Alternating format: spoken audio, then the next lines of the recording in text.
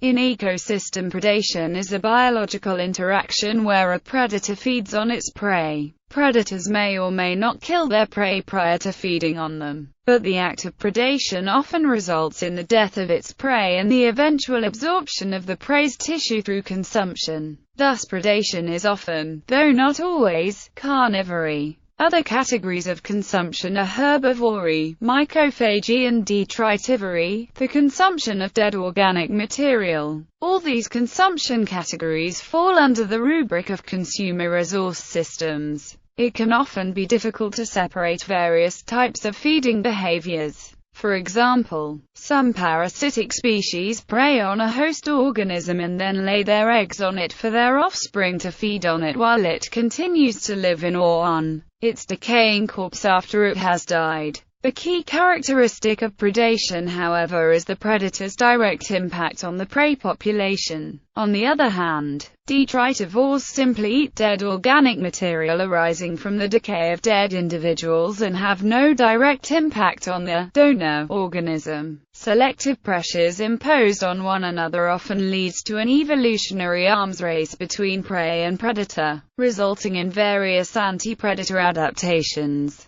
Ways of classifying predation surveyed here include grouping by trophic level or diet, by specialization, and by the nature of the predator's interaction with prey. Functional classification. Classification of predators by the extent to which they feed on and interact with their prey is one way ecologists may wish to categorize the different types of predation. Instead of focusing on what they eat, this system classifies predators by the way in which they eat, and the general nature of the interaction between predator and prey species. Two factors are considered here: how close the predator and prey are and whether or not the prey are directly murdered by the predator is considered, with true predation and parasitoidism involving certain death. True predation. A true predator can commonly be known as one that kills and eats another living thing, whereas other types of predator all harm their prey in some way. This form kills them. Predators may hunt actively for prey and pursue predation, or sit and wait for prey to approach within striking distance, as in ambush predators. Some predators kill large prey and dismember or chew it prior to eating it, such as a jaguar or a human. Others may eat the prey whole, as does a bottlenose dolphin swallowing a fish, or a snake, duck or stork swallowing a frog. Some animals that kill both large and small prey for their size may do either depending upon the circumstances. Either would devour a large insect whole but dismember a rabbit. Some predation entails venom that subdues a prey creature before the predator ingests the prey by killing, which the box jellyfish does, or disabling it, found in the behavior of the cone shell. In some cases, the venom, as in rattlesnakes and sim spiders, contributes to the digestion of the prey item even before the predator begins eating.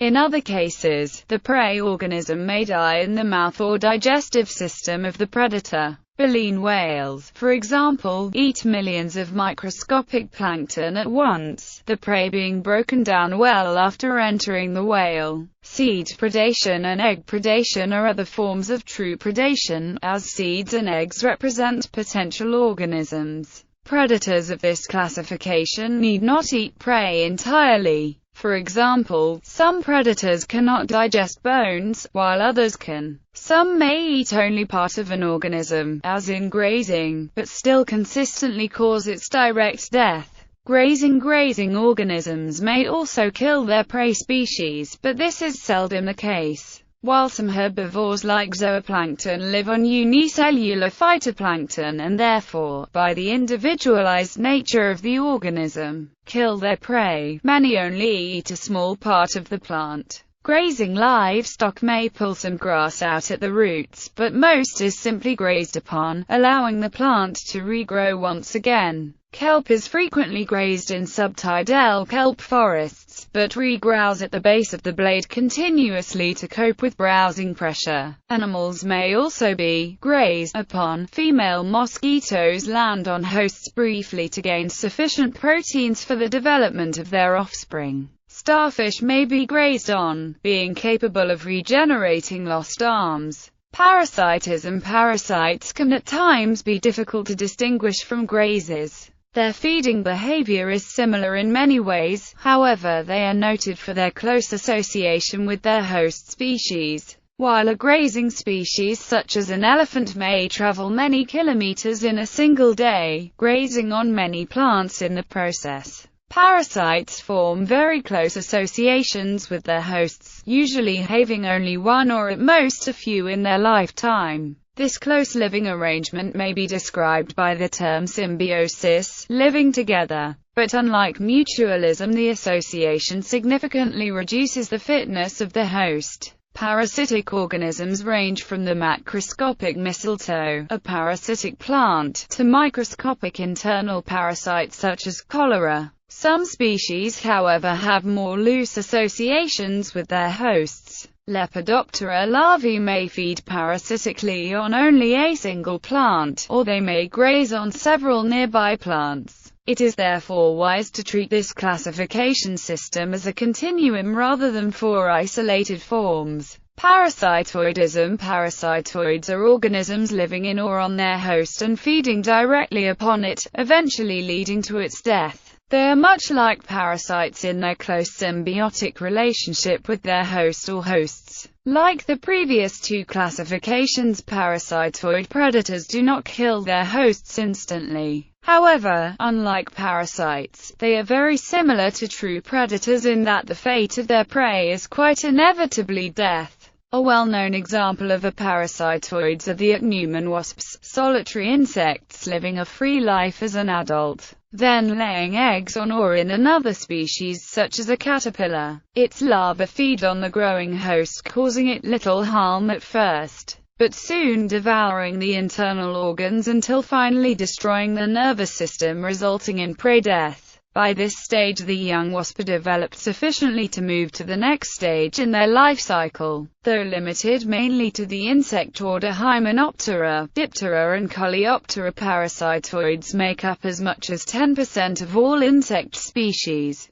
Degree of specialization. Among predators there is a large degree of specialization. Many predators specialize in hunting only one species of prey. Others are more opportunistic and will kill and eat almost anything. The specialists are usually particularly well suited to capturing their preferred prey. The prey, in turn, are often equally suited to escape that predator. This is called an evolutionary arms race and tends to keep the populations of both species in equilibrium. Some predators specialize in certain classes of prey, not just single species. Some will switch to other prey when the preferred target is extremely scarce, and they may also resort to scavenging or a herbivorous diet if possible. Trophic level predators are often another organism's prey, and likewise prey are often predators. Though blue jays prey on insects, they may in turn be prey for cats and snakes may be the prey of hawks. One way of classifying predators is by trophic level. Organisms that feed on autotrophs, the producers of the trophic pyramid, are known as herbivores or primary consumers. Those that feed on heterotrophs such as animals are known as secondary consumers. Secondary consumers are a type of carnivore, but there are also tertiary consumers eating these carnivores, quaternary consumers eating them, and so forth. Because only a fraction of energy is passed on to the next level, this hierarchy of predation must end somewhere, and very seldom goes higher than 5 or 6 levels, and may go only as high as 3 trophic levels. A predator at the top of any food chain is called an apex predator. Examples include the orca, sperm whale, anaconda, Komodo dragon, tiger, lion, tiger shark, Nile crocodile, and most eagles and owls, and even omnivorous humans and grizzly bears. An apex predator in one environment may not retain this position as a top predator if introduced to another habitat, such as a dog among alligators, a skunk in the presence of the great horned owl immune to skunk spray, or a snapping turtle among jaguars, a predatory species introduced into an area where it faces no predators. such as a domestic cat or a dog in some insular environments, can become an apex predator by default. Many organisms eat from multiple levels of the food chain and, thus, make this classification problematic. A carnivore may eat both secondary and tertiary consumers, and its prey may itself be difficult to classify for similar reasons. Organisms showing both carnivory and herbivory are known as omnivores. Even herbivores such as the giant panda may supplement their diet with meat. Scavenging of carrion provides a significant part of the diet of some of the most fearsome predators. Carnivorous plants would be very difficult to fit into this classification, producing their own food but also digesting anything that they may trap. Organisms that eat detritivores or parasites would also be difficult to classify by such a scheme. Predation as competition. An alternative view offered by Richard Dawkins is of predation as a form of competition. The genes of both the predator and prey are competing for the body of the prey organism. This is best understood in the context of the gene-centered view of evolution. Another manner in which predation and competition are connected is throughout intra-guild predation. Intra-guild predators are those that kill and eat other predators of different species at the same trophic level, and thus that are potential competitors. Ecological role. Predators may increase the biodiversity of communities by preventing a single species from becoming dominant. Such predators are known as keystone species and may have a profound influence on the balance of organisms in a particular ecosystem. Introduction or removal of this predator, or changes in its population density, can have drastic cascading effects on the equilibrium of many other populations in the ecosystem. For example, grazers of a grassland may prevent a single dominant species from taking over. The elimination of wolves from Yellowstone National Park had profound impacts on the trophic pyramid. Without predation, herbivores began to overgraze many woody browse species, affecting the area's plant populations. In addition, wolves often kept animals from grazing in riparian areas, which protected beavers from having their food sources encroached upon. The removal of wolves had a direct effect on beaver populations, as their habitat became territory for grazing. Furthermore, predation keeps hydrological features such as creeks and streams in normal working order. Increased browsing on willows and conifers along Blacktail Creek due to a lack of predation caused channel incision because they helped slow the water down and hold the soil in place.